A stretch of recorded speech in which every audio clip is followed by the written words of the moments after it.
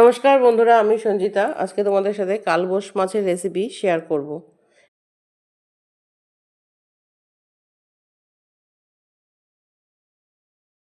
এখানে দেখো, একটা আস্ত কালবোশ মাছ নিয়ে এসছে। মাছটার ওজন 1 কেজি 400। টাটকা একদম ফ্রেশ মাছ, দেখলেই বুঝতে পারছো। তার সাথে একটা এক্সট্রা মাথা নিয়ে এসছে রুই মাছের। আমি মাথাগুলোকে আলাদা করে নেব। আর এই তেলটা দেখতে পাচ্ছ, এই তেলটা কালবোশ মাছের তেল। মাছগুলোকে আমি দেখাচ্ছি তোমাদের, দেখো কতটা টাটকা ফ্রেশ মাছ।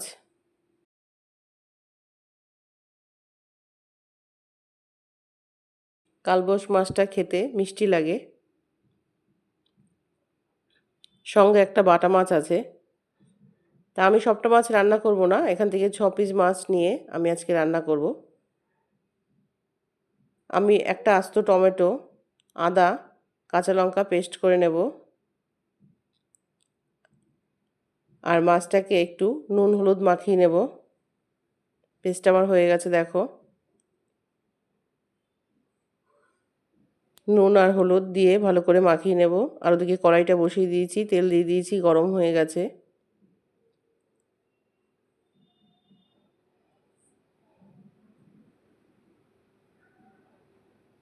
মাছটা একটু মোটা কাটা হয়েছে, তাই একটু ধরে ধরে নুনটা আর হলুদটা মাখিয়ে নিচ্ছি, নাহলে ভালো মতো নুন হলুদ ঢুকবে না।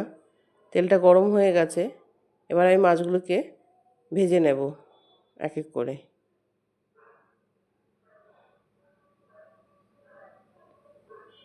মেথি ফোড়ন দেব। মেথি ফোড়ন দিয়ে মাছ খেয়ে দেখবে, মাছের ঝোল, মেথির একটা সুন্দর গন্ধ আছে। দেখো, মাছটা মোটামুটি ভাজা হয়ে গেছে। একটু কড়া করেই ভেজেছি।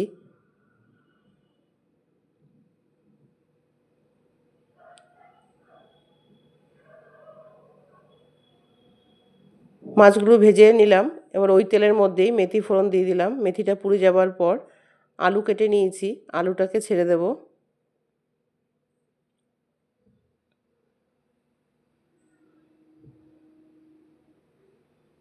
আলুটা নুন আর হলুদ দিয়ে ভেজে নেব, একটু চাপা দিয়ে চাপা দিয়ে। তাতে আলুটা সেদ্ধও হয়ে যাবে, ভাজাও হয়ে যাবে। যেই বাটিটায় নুন আর হলুদ মাখিয়ে রেখেছিলাম, ওটা দিয়েই চাপা দিয়ে দিলাম। আলুটা দেখো সেদ্ধ হয়ে গেছে মোটামুটি। বাকিটা আমি মশলা দিয়ে কষাতে কষাতে হয়ে যাবে। এবার আমি মশলাটা দিয়ে দিলাম।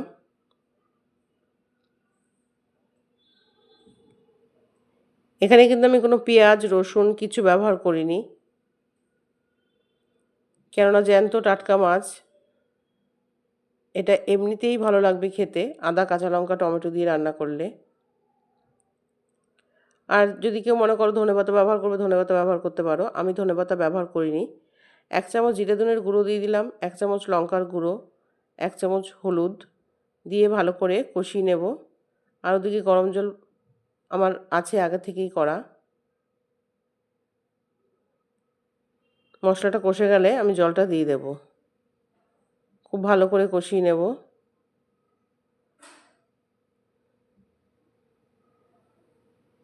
দেখো কষানো হয়ে গেছে। এবার আমি জল দিয়ে দেব।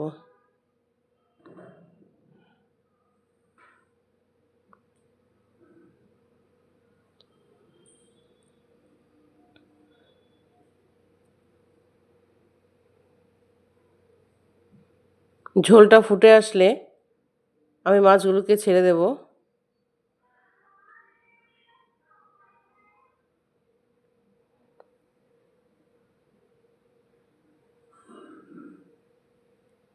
দুটো আস্ত কাঁচা লঙ্কা দিয়ে দিয়েছি। দেখো ঝোলটা টকবক করে ফুটছে। এবার আমি মাছগুলোকে দিয়ে দেব। তোমাদের যদি এই রেসিপিটি ভালো লেগে থাকে, তাহলে চ্যানেলটিকে সাবস্ক্রাইব করে দিও, পাশে থাকা বেল আইকনটি প্রেস করে দিও, তাতে আমার পরবর্তী ভিডিও তোমাদের কাছে পৌঁছে যাবে। আর লাইক কমেন্ট শেয়ার করে দিও। খুব সুন্দর একটা গন্ধ বেরিয়ে গেছে। এবার আমি 2-1 মিনিট ফুটিয়ে মাছটাকে নামিয়ে নেব।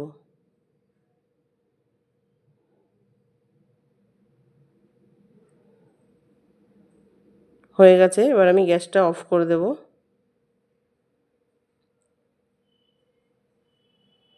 দেখুন আমি নিয়েছি মাছটা, দেখতেও যেরকম সুন্দর হয়েছে, খেতেও খুব সুস্বাদু হয়েছিল। তোমরা প্লিজ এটাকে একবার বানিয়ে খেয়ে দেখবে। আজকের মতো ভিডিও এখানে শেষ করছি। টাটা।